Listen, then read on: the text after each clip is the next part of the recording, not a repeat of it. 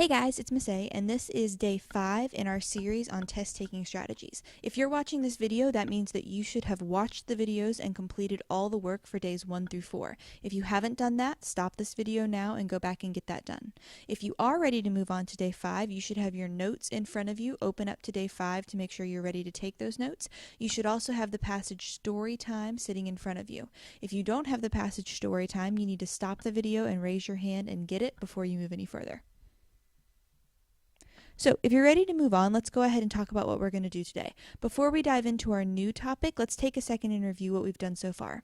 At this point, we've covered 4 different strategies: breaking the text into smaller chunks so to make sure that you're understanding as you go, making a list of things to look for while you read so that you can be going ahead and finding those answers and working easier, reminding yourself of your plan for marking the text, so making sure you're marking the text in a specific way so you don't lose energy, and looking over the questions before you read and putting them in your own words to make sure that you understand them. So, as we've said all throughout these videos, you don't have to do all these things. As long as you've given it an honest try once, you can make the decision about whether or not it works well for you. The only thing you cannot decide to do is nothing. If your plan is to read straight through the text and bubble in your answer sheet without making any marks, I hate to break it to you, that's a bad plan. Even if you're a good kid and a good student, you could still do better if you keep yourself engaged and interact with the text in some way. So you don't have to do all of these, but you should be doing some of them. So go ahead and pause the video now and take out that text story time and get it set up for today. You need to do at least 1 or 2 of these in your text. You can do all 4 if you want, but you need to at least pick 1 or 2 that work for you.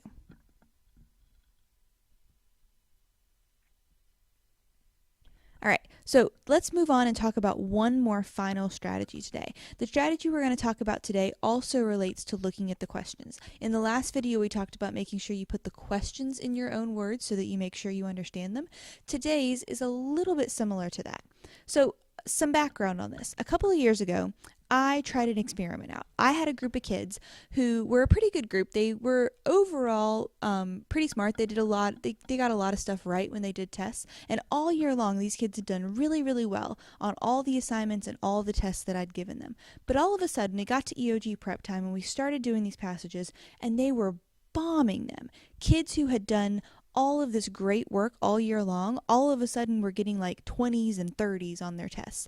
And so I was kind of stumped. I was like, what happened to you guys? You guys were doing so well. And I started looking at it, and I realized that the skills they were using during the year, like I had kids who could write these beautiful, amazing main idea statements on their own when I asked them to write about something they were reading. But when they went and looked at a question and had to choose the main idea statement, they almost always chose the wrong one. And I sort of stepped back and said, okay, well, what can we do? How can we fix this?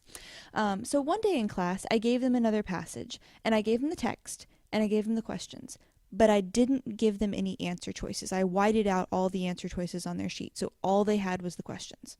And of course, I gave it to them. They were like, what? How do I do? Miss Abercrombie, my EOG question says they're missing. I don't know what to do now. And I said, okay, well, y'all are smart kids. You've practiced this stuff all year. You answer the questions. What if there were no answer choices on the EOG? What if when you got your test booklet, they gave you just a bunch of paper and you had to answer all of the questions in your own words? How would you do it? Let's pretend for today that that's how the EOG is. Go ahead and get that done. And so, they worked for a while and they did it. And then after they were done and they had answers for all those questions, I said, okay, now here's another piece of paper. Here's the answer choices to the questions you just answered. You've got an answer on your sheet. And if you're pretty sure that the answer you wrote is right, then answering the question should be easy. All you have to do is look at your answer and find the one that it matches. Now, obviously, you're not going to have one that's written exactly in the same words as what you wrote, but a lot of times they would find that the answer they wrote down was really, really close to one of the 4 answer choices. And so what a lot of them realized about themselves is that they were getting confused by the answer choices. Even when they knew the right answer, they knew they could tell me it, they could talk me to it, they could, write it for themselves. But when they had to choose it from a list, they got tripped up. They would narrow it down to 2 and then get confused and pick the wrong one, or talk themselves into the wrong one, or they would just get totally lost and not be able to make that connection. And so that year especially, a lot of my kids started sort of approaching the test in a different way. Instead of looking at the answer choices and picking the best answer, they started taking a step back and doing it for themselves, looking at the question and then saying, okay, how would I answer this question? I know this material. I'm a smart kid. How would I answer it? And then taking that answer and comparing it to the ones that they had listed in front of them to choose from.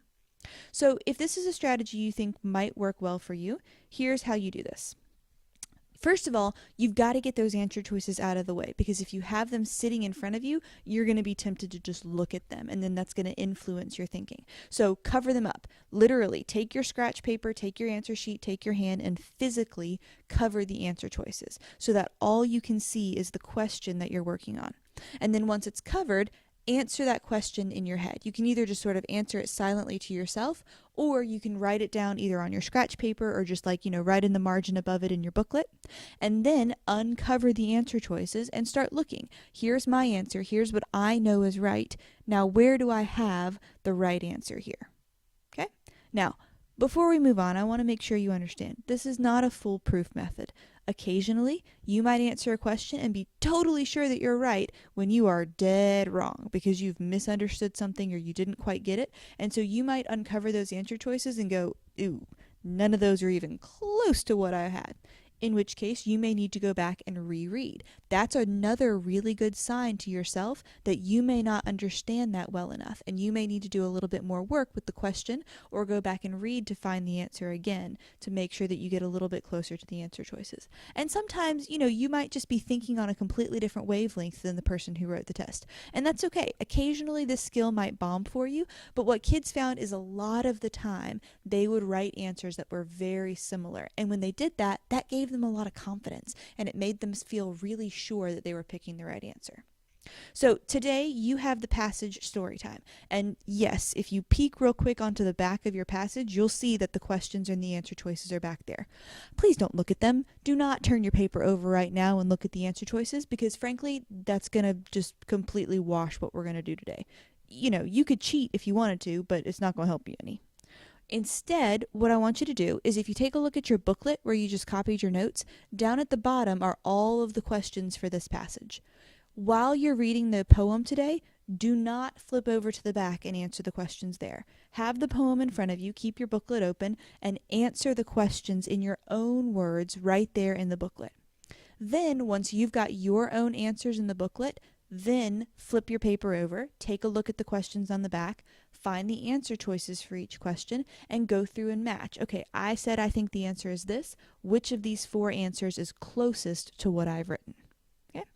Try this out today. If it doesn't work for you, you don't have to do it again, but you got to at least try it today and see how it makes you feel and see how it works for you.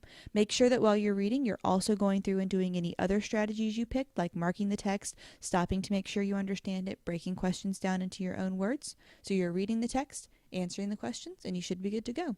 Have fun and enjoy.